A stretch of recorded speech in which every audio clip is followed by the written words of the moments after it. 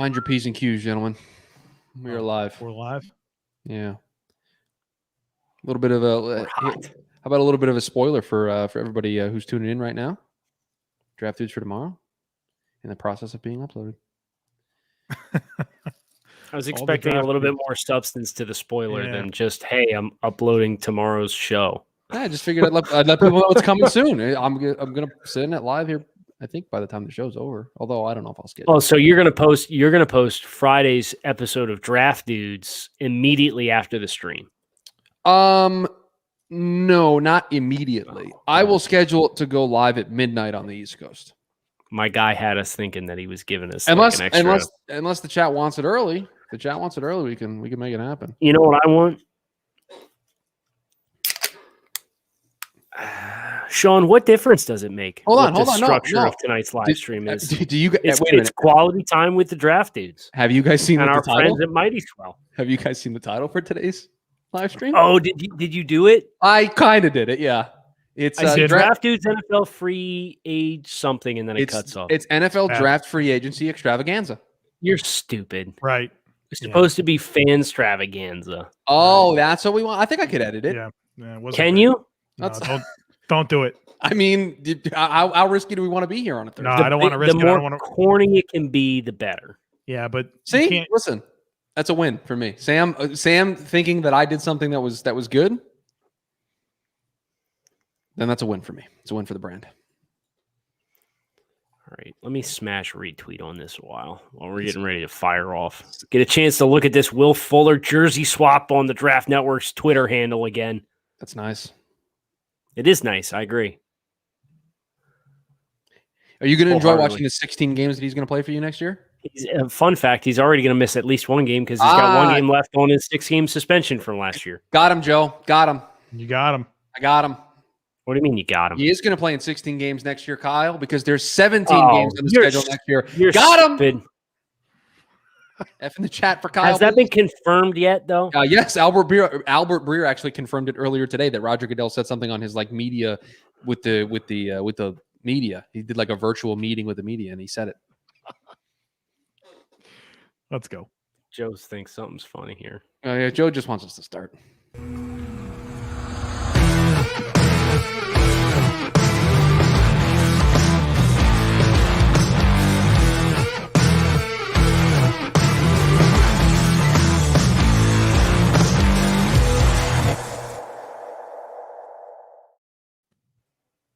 Mighty Swell.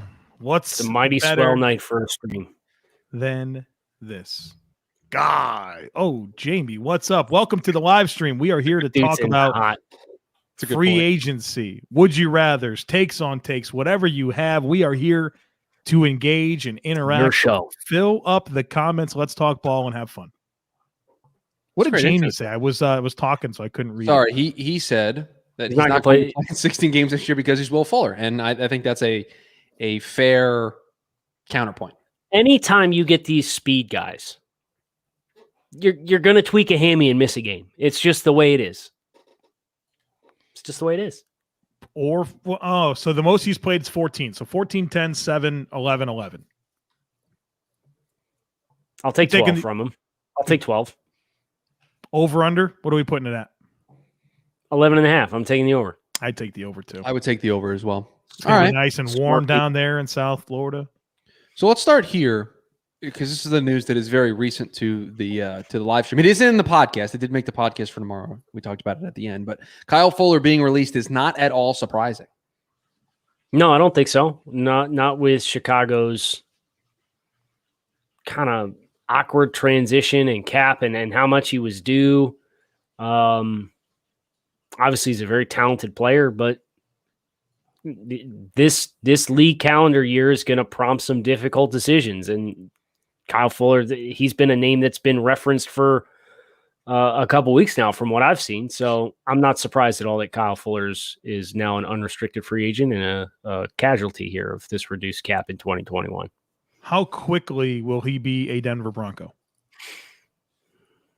By Monday? Reunite with Vic? Yeah. I mean, they signed Darby, but they still have Michael Ojemudia as their CB2. You know they still need help there. Don't slander Michael. I'm not. He's had a nice start to his career. I like Ojemudia. Sure, but you have a chance to get Fuller. Yeah, I know. Hey, guys. Yeah. Can you help Daniel out? So, Daniel, as a Raiders fan, tell me the offensive line is going to be as good as years prior. I know it's not true, but just say it. I'm not going to. So quit asking. Quit asking. They did sign Nick Martin.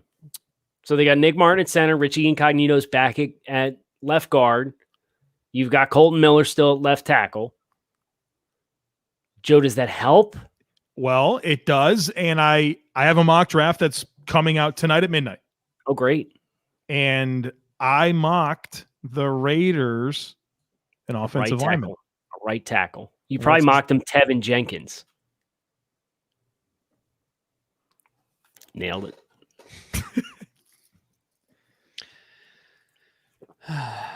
Here we go. Draft dudes do math. 4 quarterbacks will not go in the top 7 of the draft. The good news is these are small numbers. The smaller the number, we can work with, better. We can handle this. Yeah, we can work with these. I say they will. Yeah, I do too. Yeah, I think. And if you ask me right now, who would be the best chance to fall out? It wouldn't be the guy who I have rated as QB4. It would probably be Justin Fields. Oh. Panthers just sit there at 8 and pick Justin Fields? Imagine. Dream come true. Well, what if Carolina goes up to 3 and drafts Trey Lance? What if they like Trey Lance more? No. Imagine. Just sit there and not give up anything and draft Justin Fields, the better quarterback prospect. And then Denver's interested. I would love Justin Fields throwing to the receivers in Denver. Oh, yeah, for sure. So I think there will be enough market here. And Detroit, too. I mean, Detroit, let's not sleep on Detroit as like still kind of low-key. Yeah. Long-term answers at quarterback are not settled. I agree. Mitchell Trubisky, the best backup in the league. It's too hot. I need to cool down here. That's not true, right? That's just not true. Jacoby Brissett. Yeah, I think Jacoby Brissett's a better backup quarterback than Mitch Trubisky. So there's one. Yikes. Can we think of another one off the top of our head? Jameis Winston. Well, he's the starter in New Orleans show. If he is the backup, I would take Jameis over him. Yeah. Mariota, that's a good one. Good job, for Sam. Now, nice job, Sam. They're asking him to restructure his deal down to $3 million. And then if not, Keenum's a good one in Cleveland. Keenum is a good one. That's not a bad F one. in the chat for career backup Chase Daniel, by the way. I know. Got cut today. That dude's made some cash, man. Like $30 million to be a backup. It's not even like Matt Castle. Like, at least Matt Castle started some games. Like, Chase Daniel has no sample size of playing, and he just keeps getting paid. Let's do this take from Ryan. Milton Williams and Quinn Meinerz will both be drafted in round 2. Oh, round 2's rich. Round 2 is rich. Joe, who do you think has a better chance out of these two? Meinerz. I disagree. Okay. Milton Williams, the athletic testing numbers for him are through the roof. Kind of a tweener guy as far as play inside, play outside. I think the class of interior offensive linemen is better and it has more barriers for Meinerz to break into the top 64 than Milton Williams. That's a compelling argument. I try. Put my best foot forward. The old college try. On the Thursday edition of Draft Dudes, we settled a very important debate because I was eating cereal during the recording of that show. And we said it's cereal first, then milk. Correct. Robert has come in here and he has completely derailed the entire program this evening. Bag milk is better than milk jugs. And we need to halt the show, halt the production. What is going on here? Chris, can you pull up on a browser or something what bagged milk is? I have no idea what this is. The only bagged milk that I've seen is in my fridge right now for my That's not daughter. That's not what. No. I don't know what that tastes like, but I can't imagine it's better than gallon milk. Okay, so I'm pulling up images of. Oh boy. Joe, have you ever drank a wine from a bag? Yeah, I have. You ever Have slapped the bag, pass around? No. You gotta let your hair down, man. That's all right. It's cool. It's whatever. Okay, I'm sorry. I'm working very hard to get this up for you guys. I guess we'll never know. I've Googled bagged milk, but I am now more confused. It looks like it could be a powder. What is this? What is this? I don't know. This, you can't drink this. What? What? I'm out. No, I am too. We've Wow. never been more frozen. I'm I- responding to something like we don't know what to say here. How do you serve it? I'm lost. What do you mean? What do you mean it's not that?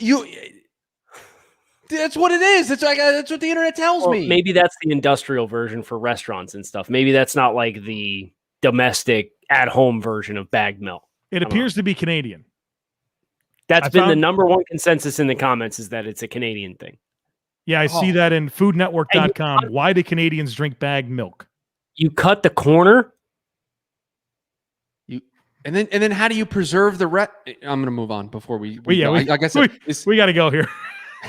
Right, but if we're cutting if we're cutting the corner, then how are we preserving the rest of the milk? Whatever. We'll move on. We'll table this for another. Trevor, welcome to the show this evening. Hashtag new vocabulary for Joe. Take the Denver Broncos will land newly released cornerback Kyle Fuller because of immediate need and his desire to remain in the Fangio defense, with which he has conversance. Okay, all right. I'm guessing that means the possibility to play for like a longer period of time. So you're going with like longevity. What does it mean? It means personal knowledge or information about someone or something. No. I whiffed. You know, you have been doing fairly good with the a couple weeks in a row. He had been hitting them, but no. Yeah. So do you agree with that take? I mean, we talked on Fuller and Denver just a little bit ago, but do you agree with that? Chris had to put it up for the new vocabulary for Joe segment. Does Vontel have anything? There you go. Right on cue. Jeez Louise, man. Do you want it up? Yeah, it's a bad take, so go ahead and put it up. Okay. Greg Newsome and Asante Jr. will get drafted before J.C. Horn. Joe, please. Fun fact, I have Newsome going ahead of Horn in my mock draft that comes out tonight. But not Asante Samuel Jr. No, I mean, he's 5'10", 180 pounds. Good player. He's not better than Horn. What do you think he runs? Samuel? Yeah. 4.4s? Low 4.4s or high 4.4s? Mid to high. Okay. Just trying to think of like, what is the next? He's the next version of blank as far as like his athletic profile and skill set. And I know there's some questions with ball skills with him coming into the year, and he had a couple picks early in the season to kind of. They found him. Yeah. Gerald Everett is the best value signing a tight end so far. Yes. Value signing. Because you got Hunter Henry and Gerald Everett getting 13, and Janu Smith getting 13 a year. Gerald Everett had comparable production to Janu Smith this past year, and he got half the money. A little bit of a programming note here. Joe, your mock draft comes out in the morning, not at midnight. You should know this based on the back channels of the James, publish it as soon as possible, man. We can't be risking this thing being ruined by a signing. Right. Joe's going to wake up and Jamie's going to have, hey, I need you to change. I can't have that because of transactions that happened overnight. I'm curious what the clarification is from viewer G. Is Newsome really rising? Have only seen y'all or us be this high on him. Everybody that I've talked to is like Newsome's top 25. Yeah. Top 32 for sure, based on his size, length, ball skills, and athleticism. The big red flag is lack of sample size. He has yet to complete a full season throughout the course of his career due to injuries at Northwestern, but everybody's kind of going to have like weird, incomplete evaluations this year just because of the nature of the process with COVID protocols and lack of standardized combine testing and all that kind of stuff. So from a tape perspective, he's probably physically gifted speaking. Would you say the second most physically gifted corner in the class that we've seen? Yep. I agree. Behind Caleb Farley? Yep. That doesn't mean he's the best or the second best. Right. I'm just saying from a physical movement skills and athleticism and functional space standpoint, Newsome's probably number 2. Shout out to Jamie Eisner. I've looked back at our Slack exchanges. It does happen to say no midnight release first thing Friday morning. So it's just it's a you problem. It was a error on your part. Yep.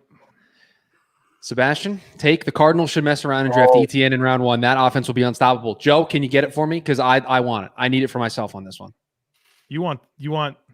Of course, that's what I want. This would be a bad decision for the Cardinals. Lights on? All of them. The highest setting that the lights can go. This is a bad decision. Oh, wow. Where's the button? This is not great.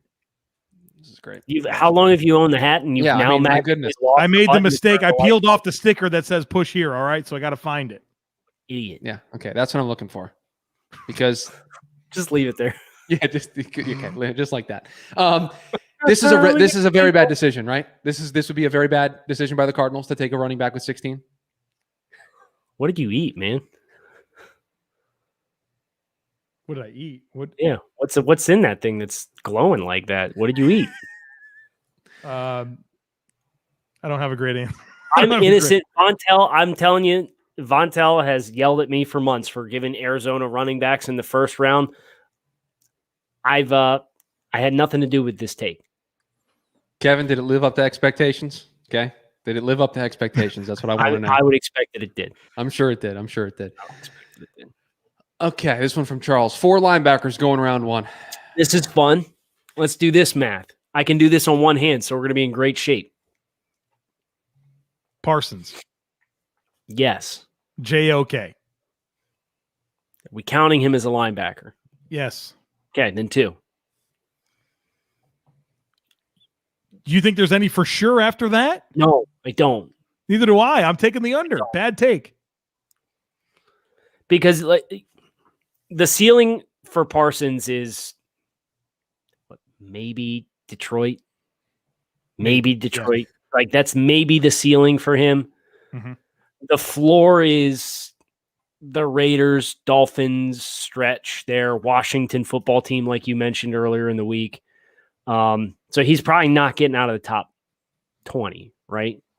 So you have to find throughout the course of the back 12 picks 2 destinations in this draft class that are going to go linebacker.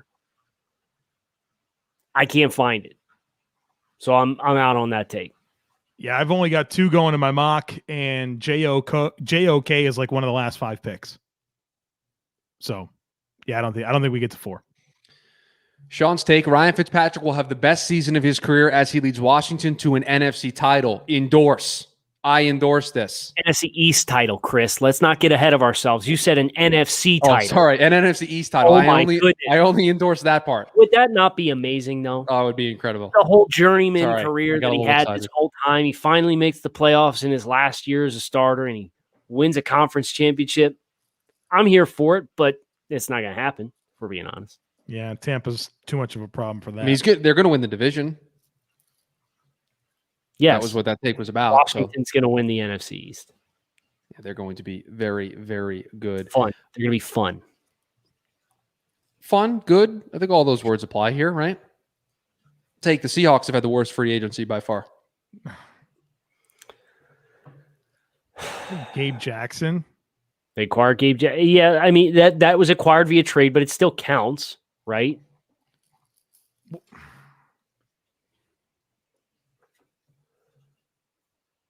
What else do we not know about? Like you said, Carlos Dunlap's gone. Chris Carson's probably not back. They brought back Ethan Pochik. KJ Wright's gone. They lost David Moore. They lost Shaquille Griffin. They lost a lot. It's not great. But who had it? But who had it worse? Because that's the question: is who had a worse free agency than Seattle? I mean, you have there's some teams that haven't done anything, right? Like the Eagles haven't done anything. The Falcons got that defensive end, didn't they? What have the Cowboys done? They just signed Terrell Basham. I'm angry about it. You're angry in a good way. In a good way for Dallas. Right. Great. That's such a low risk signing, and I think there's a ton of potential reward with signing Terrell Basham with his physical tools. Pittsburgh's a good call. They lost Mike Hilton and chose to keep Cam Sutton and Joe Hayden. Lost Tyson and Alualu. Questions all along that Filer's gone. They brought back Zach Banner over Filer. Yeah, we got problems here. Yeah, it might be Pittsburgh. Lost talent has replaced none of it. This take.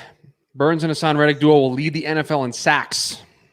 For a league duo. So no pair will have more than this. Somebody's going to get like 19 this year and ruin this because like his pair guy is going to have 4.5. What about Watt and Jones? We're going to do this again. We had this conversation on this show. We did. And I swear up and down that those guys are not going to have the numbers that people think they're going to have. What about Chase Young and Montez Sweat? It's a good Nasty. one. Yeah, that's good a good choice. One. Yeah. Very good, Kyle. Our football team. The football team. Nicely done. That's very good. That's very good. Wait, Von Miller and Brad Chubb is a thing. Sleep on them. Okay. All right. Who?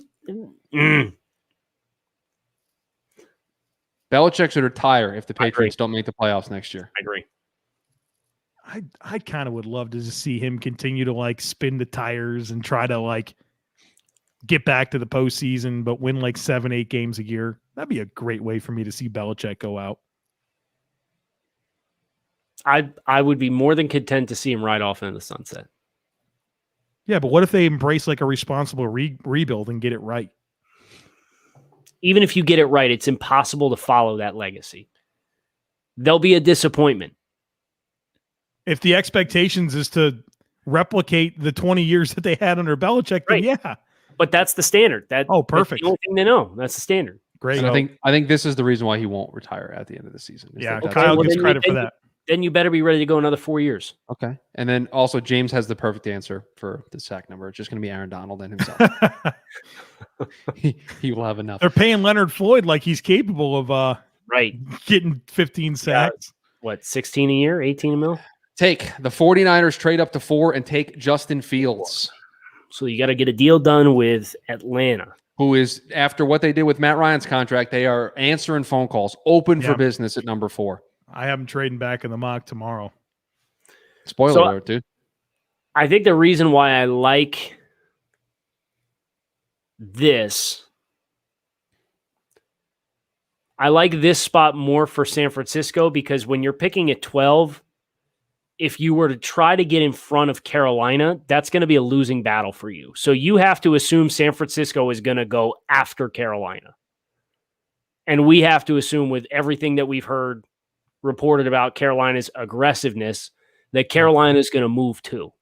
So like if Carolina goes up to 3 and jumps Atlanta, then the next team in the queue is Denver and San Francisco. Mm-hmm. And I think San Francisco is a more complete team. Yeah. They have a better coach.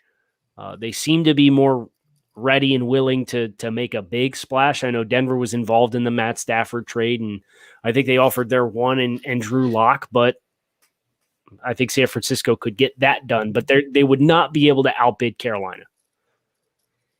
I'm going to put this take up because I think it's a fun little thought exercise. Take Pete Carroll will not be the Seahawks head coach in 2023. Pete Carroll every single week on this show. Okay.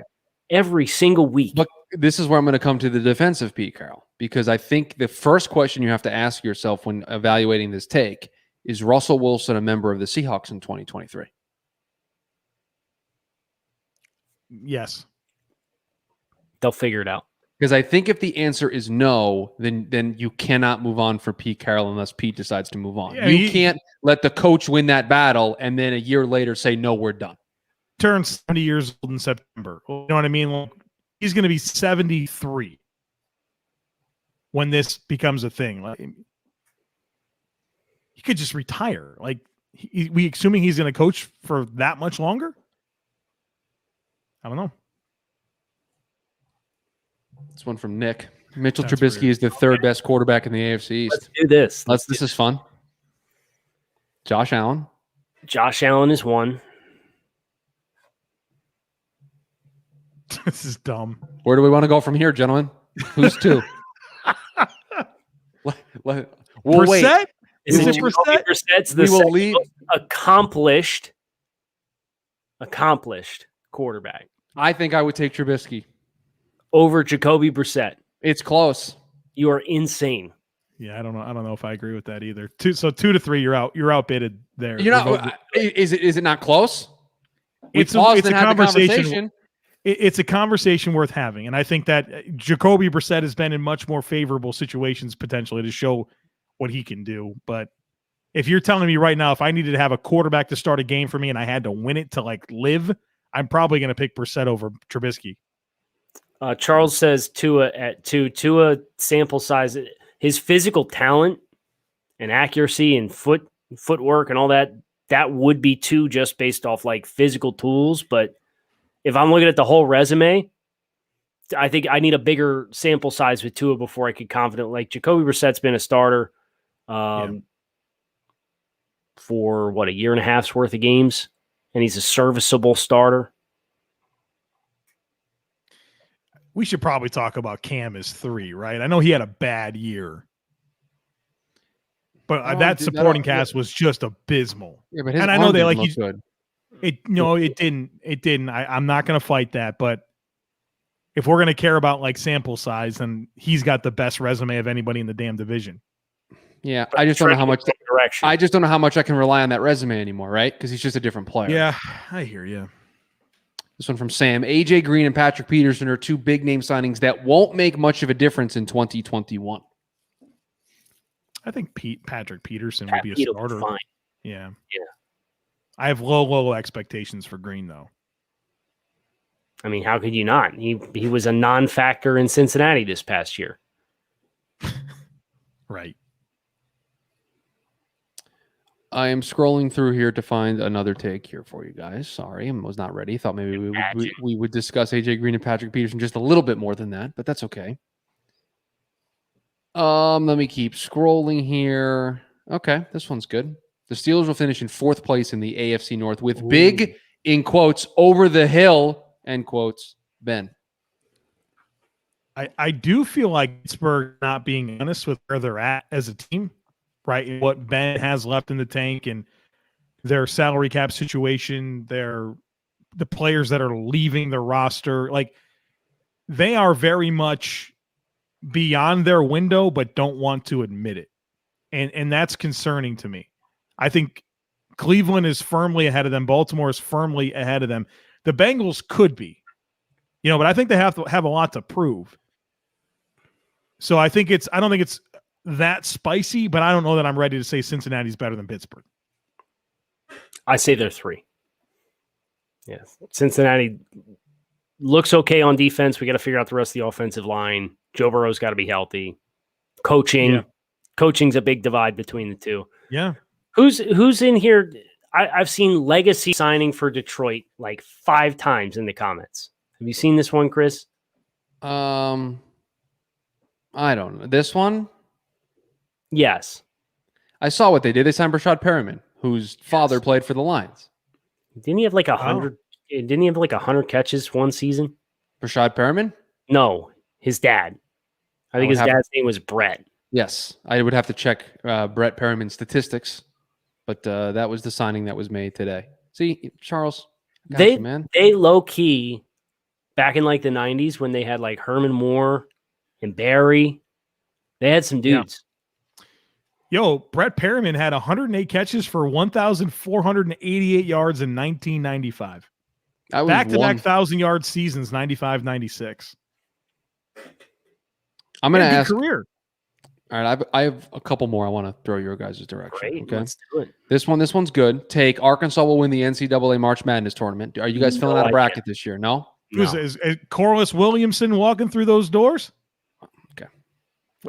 You think that's funny? Corliss Williamson was on that team when they won it in 1994. You didn't know I had a little college basketball knowledge. I will say you kind of upstaged me there a little bit. I was surprised that you had a Rolodex of college basketball information. You wanted to give me the eye roll there. I did want to give you the eye roll. How about this one? All right, let me just scroll and find it. This one from Fifth and Goal. Not a take, but a good question. I would agree. What signing was the best value thus far? John Johnson, three years, 33 in Cleveland. Yeah, you look at some of the other safety numbers that are out there, and he was as promising as any of them, and got a couple $1 million less on a longer term deal relative to this year's free agent cycle. So that's one for sure. I still think Shelby Harris got like 3 years, 24. That's good value, but that's not like a steal. That's a significant amount of money. Value signing. While you guys are talking about that, Jamie brings up a good point. I wasn't alive in 94, so I can't really. I don't even know if it was 94. I just said you weren't alive in 94? I was born in August of 1994. Dude, it was 94. So I wasn't even born yet. Yeah, was not a person on this earth. Big nasty Corliss Williamson. Yeah. Sorry, Kyle. Did I ruin your day with that? A little bit. That's fine. Okay, that's cool. Sorry, I apologize. You know who that basketball coach was in 94 for Arkansas? How was that in the back of your brain? Did Bobby Knight coach there?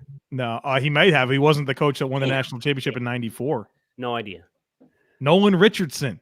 I have no idea who that is. Really? I've never heard that name before in my life. I'm surprised. This is fun. I'm enjoying this. Come on, football, Chris. Football. What? That was fun. That was fun. It was fun to say that I wasn't born in 94 and watch your head explode. That was a good time. This one, because apparently Kyle loves talking about this, so we'll talk about it here. Odell Beckham Jr. gets moved on draft day. Yes, he does. Time heals all. ... Odell Beckham tweet from an hour ago. His knee. It was his knee he was talking about. His ACL. I don't think he gets traded. I think but Cleveland. You don't know for sure.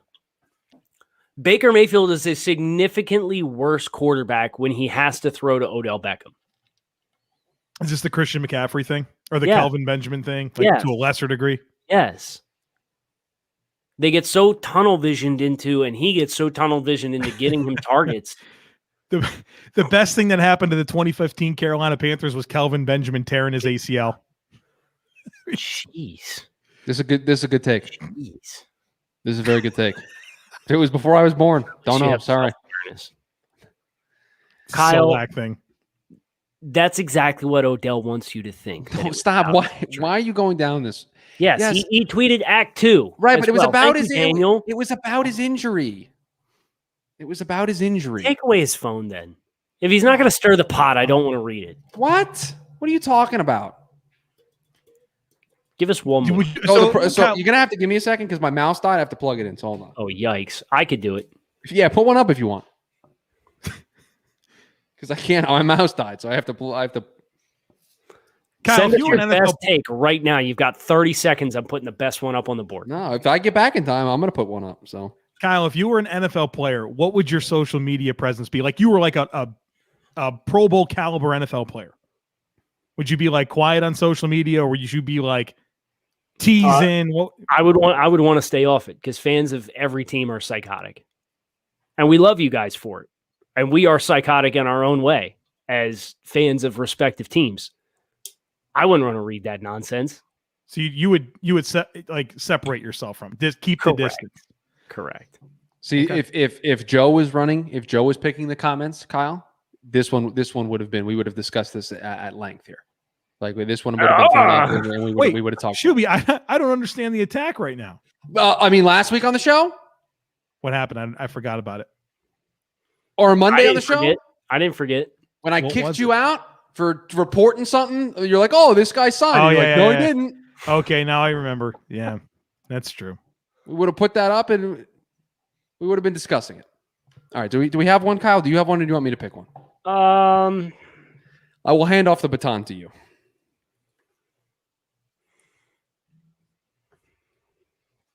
Joe Kelly. Wow. Niners win the NFC if Jimmy G stays healthy. Oh, the NFC. Like Tampa's gone. Packers, get out of here. A healthy Jimmy G is the difference between San Francisco getting there or not. That's aggressive. I don't see it. Yeah, I don't either. We will see you guys next week, though. We'll see you in the podcast feed at midnight. Chris has put it in. We'll see you on the draftnetwork.com on tomorrow morning for Joe's mock that drops. How many rounds, Joe? One round mock. My guy said, nope. Not with this free agency nonsense. I better check Jamie's message to me. Get it right here. Yeah, make sure it's not a 3-round mock. Oh, imagine, and then you have to repaste all the commentary over into the picks again. That's bad. I'm going to assume it's a 1-round mock, and we will see you live on YouTube on Monday next, 7:30 p.m. Eastern Standard Time. Kyle Krabs, Joe Marino, Chris Schubert. Thanks as always for tuning in to Draft Dudes Live. Have a great weekend.